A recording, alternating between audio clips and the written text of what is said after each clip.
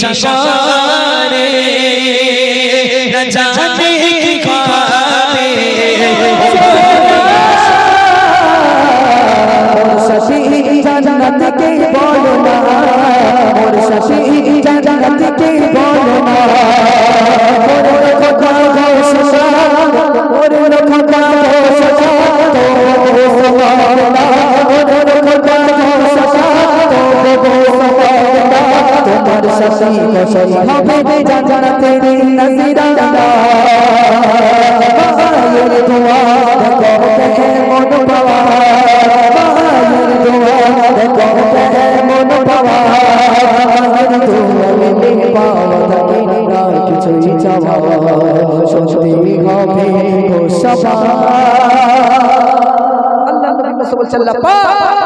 সব দেখলাম সবই শুনলাম কিন্তু আমাকে বলতে হবে সেই কসাই কি এমন আমল করে তার জন্য সে আমার সাথে জান্নাতে যাবে। আল্লাহ পাক তার ঠিকানাটা দিন, আমি নিজে চোখে তার বাড়িতে যাব এবং সে কি এমন আমল করে সে আমার সাথে জান্নাতে যাবে আমি দেখতে চাই। আল্লাহ পাক ঠিকানাটা দিলেন, আল্লাহর নবী মুসা ছুটছেন সেই কসাইয়ের খোঁজে। ঠিক কবি ছন্দের মাধ্যমে বলেছে, শোনো শোনো মুসা ছোটে মুসা ছোটে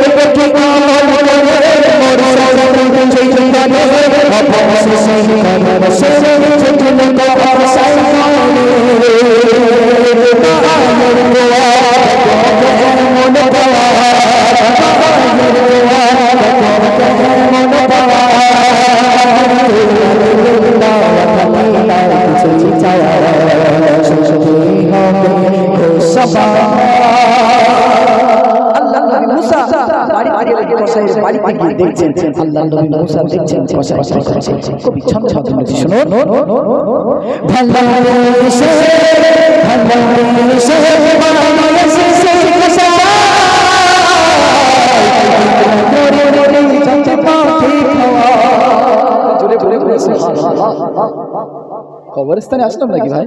কেউ সুবহানাল্লাহ বলে না। আল্লাহর নবী মুসা বাড়িতে আসলেন, এসে দেখছে কসাই রান্না করে তার মাকে খাওয়াচ্ছে। জোরে হোক না সুবহানাল্লাহ। ভাই আমাদের ঘরে কোনো যুবক ভাই আছে যে মাকে গালে তুলে খেতে দেয়? আছে একটা? পাওয়া যাবে না ভাই। যদি বলি বউরে কেডা গালে তুলে খেতে দেয়, একটা দেখ পাওয়া যাবে। আর বাড়ির স্বরাষ্ট্রমন্ত্রী তো আমার ভাবিরা। কারা ভাই? বউ স্বরাষ্ট্রমন্ত্রী বুঝলেন না? যদি একটু তরকারির লাইন খারাপ থাকে বলে দেখো পুঁই শাকের তরকারি রাত্রে একটু পকোড়া টকোড়া এই নয়। আর যদি ভাই বাড়ি পকোড়া চপটপ না আনে বাড়ি আসে, ভাবির মাথায় দুপুরি বাস পড়ে, বলে তুমি ঘরে ঢোকো তোমার মাথার চিপকে খাবো, তারপর চুলোই হাড়ি বসাবো। তবে আলহামদুলিল্লাহ এদিকের মা বোনগুলো খুব ভালো, যুবক ভাইগুলো খুব ভালো। বউরা যা বলে স্বামীরা তাই শোনে আলহামদুলিল্লাহ। আর ভাইরা যখন ওই আপেল বেদানার ডালিম ওই পকোড়া মোকড়া এনে মালে নিচে গিলে নি জম্মের খাওয়া খা। আর খেয়ে নাই যখন যে কোনো সেকেন্ড হল পড়ে থাকে, নাতিন তো সকালবেলা দাদির কাজ পাঠায়, বলে যা তোর দাদির একটু দেয়, বুড়িটার খুব খুব কারা কাশি বন্ধ হোক। বুঝতে পারেনি? তো এদিকের মা বোনগুলো খুব ভালো, এরা বউ শাশুড়ি খুব মিল, গলায় গলায় মিল। বুঝতে পারেনি? আমাদের দিকের কথা ভাই। আর বউ শাশুড়ি যদি সকালবেলা এক জায়গায় দেখায়, বলে এমন অলগ করে মুখ দেখেছি সারাদিনের যাত্রা বন্ধ হয়ে গেছে। তো এদিকের মা বোনগুলো খুব ভালো, বৌমা যেটা খায় শাশুড়ির গালে তুলে খাওয়ায়, আর শাশুড়ি যেটা খায় বৌমার গালে তুলে খাওয়ায়। দেখতেন না যে কত গলায় মিলে মিলে আসছে? আল্লাহ নবী মুসা দেখছে কসাই নিজে হাতে রান্না করে তার মাকে খাওয়াচ্ছে। প্রিয় কবি ছন্দের মাধ্যমে লিখছে, শুনুন শুনুন শুনুন শুনুন ভালোবেসে ভালোবেসে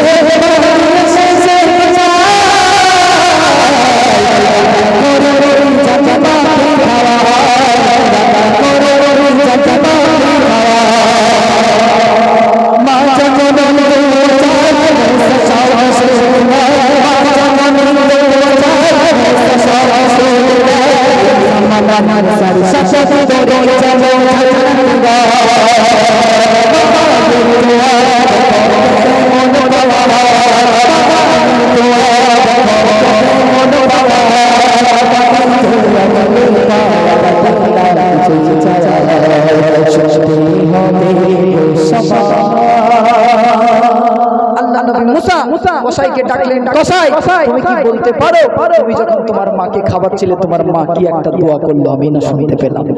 তখনও পর্যন্ত কসাই আল্লাহ নবী মুসাকে চেনে না। এটা জোরে বলুন না সুবহানাল্লাহ। কসাই বলছে হুজুর আমার মা বলছিল যে সন্তান নিজে না খেয়ে কাছ থেকে বাড়ি এসে রান্না করে খাওয়ায়, আল্লাহ পাক সেই সন্তানকে আপনি জান্নাত দান জোরে হোক না সুবহানাল্লাহ। শুধু জান্নাত না, এই জামানার নবী মুসার সাথে জান্নাতে দিন জোরে হোক না সুবহানাল্লাহ। আচ্ছা সুবহানাল্লাহ বললে পয়সা লাগে? সুবহানাল্লাহ বললে পয়সা লাগে কি? লাগে না তো। একটা কথা বলছি শোনো, একটা মানুষ তার নামটা আমি ভুলে গেছি, যাই হোক উনি আল্লাহ পাকের কাছে ফরিয়াদ করলো ইয়া আল্লাহ আমি মরণের পর যেন আমার কবরে শুয়ে আমি কোরআন তিলাওয়াত করতে পারি। তো একদিন তার সঙ্গে একজনের দেখা হলো, কোন নবী আমি নামটা ভুলে গেছি, তো হাদিস তো ভুল বলা ঠিক না। নবীজি ওনাকে জিজ্ঞাসা করলো যে তুমি তিলাওয়াত করছো কেন, কি ব্যাপার? বলছে আমি আল্লাহর কাছে বলেছিলাম যেন মৃত্যুর পরে আমি গোরস্থানে শুয়ে শুয়ে আমি কোরআন তিলাওয়াত করতে পারি। তো প্রায় উনি বললেন যে 100 বার খতম হয়ে গেছে, তারপরে রিপিট করছে। তো বললো তোমার তো অনেক নেকি হয়ে গেছে, আমার একটু নেকি দেবে? তো গোরবাসী কি বললো জানো, যে আমি 100 বার খতম দিয়েও জানো নেকি পেয়েছি, তোমরা দুনিয়ায় জীবিত অবস্থায় একবার সুবহানাল্লাহ বললে তার থেকে ডবল নেকি পাবে। তো তোমাদের সুবহানাল্লাহ বলতে কি প্রবলেম? ও তো বলছে নেকিটা তুমি পাবে, ও কিছু পাবে না, জিরো পাবে তুমি। মাশাআল্লাহ ভাইয়ের বয়ান খুবই ভালো, কিন্তু আপনারা সেই বয়ানের মূল্য দিতে পারছেন না। আলহামদুলিল্লাহ, যে কথা বলছিলাম আল্লাহর নবী মুসা বলছেন কসাই তুমি কি বলতে পারো? কসাই বলছেন হুজুর আমার মা বলছিল যে সন্তান কাছ থেকে বাড়ি এসে নিজে রান্না করে আমাকে খাওয়ায়, আল্লাহ পাক সেই সন্তানকে জান্নাতে দিন। শুধু জান্নাত নয়, এই জামানার নবী মুসার সাথে জান্নাতে দিন। একটা কসাই যদি মাকে ভালোবেসে আল্লাহর নবী মুসার সাথে জান্নাতে যেতে পারে, আমরা কি মাকে ভালোবেসে আমাদের রাসূলের সাথে জান্নাতে যেতে পারি কি পারি না? মাকে ভালোবাসুন, মায়ের কাছ থেকে দোয়া নিন, মায়ের দোয়ায় আল্লাহ রাসূলের সাথে জান্নাতে যাবেন। প্রিয় কবি কি লিখছে শুনুন।